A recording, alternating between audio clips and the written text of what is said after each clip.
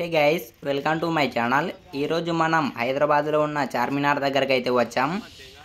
ఈ చార్మినార్ని ఎవరు కట్టించారు, ఎందుకు కట్టించారు, ఎప్పుడు కట్టించారు అనే ఈ 3 టాపిక్స్ వచ్చేసి ఈ వీడియోలో అయితే తెలుసుకుందాం.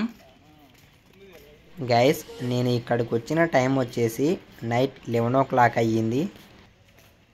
నేను అస్సలు ఊహించనిది ఏమిటంటే ఇక్కడ నైట్ 9 o'clock క్లోజ్ అనుకున్నా, కానీ ఇక్కడికి వచ్చాక చెప్పారండి నాకు నైట్ 12 o'clock దాకా ఓపెన్లో ఉంటుందని. నైట్ వ్యూ అయితే చాలా ఎక్సలెంట్గా ఉంటుందని చెప్పారు నాకు. అందుకే నేను నైటే వచ్చేసాను ఇక్కడకు, మీకు నైట్ వ్యూ ఎలా ఉంటుందో చూపిద్దామని.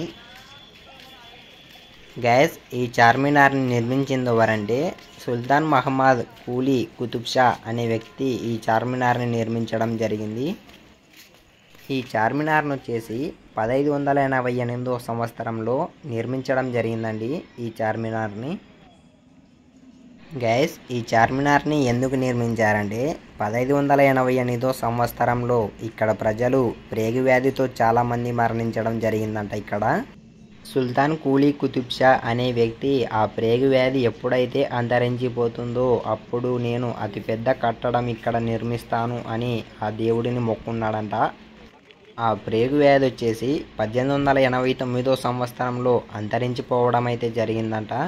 అందుకే ఇక్కడ ఈ చార్మినార్ని నిర్మించడం జరిగింది. గైస్, మనమైతే ఈ వీడియోలో ఈ 3 టాపిక్స్ అయితే తెలుసుకున్నాం కదా. గైస్, ఇప్పుడు టైం వచ్చేసి మనకు 12 o'clock అయిందండి నైటు.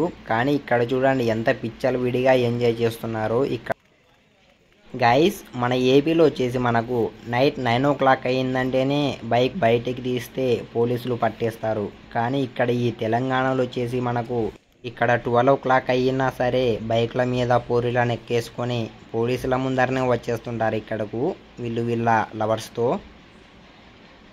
ఈ ప్లేస్ వచ్చేసి లవర్స్ స్పాట్ అండి, చాలా ఎక్సలెంట్గా ఉంటుంది హైదరాబాద్లో చార్మినార్. గైస్, ఇంతవరకు ఈ వీడియోకి లైక్ చేయకపోతే లైక్ చేయండి. ఇలాంటి మరిన్ని వీడియోస్ కోసం మన ఛానల్ని అయితే ఇప్పుడే సబ్స్క్రైబ్ చేసుకోండి. Thanks for watching all.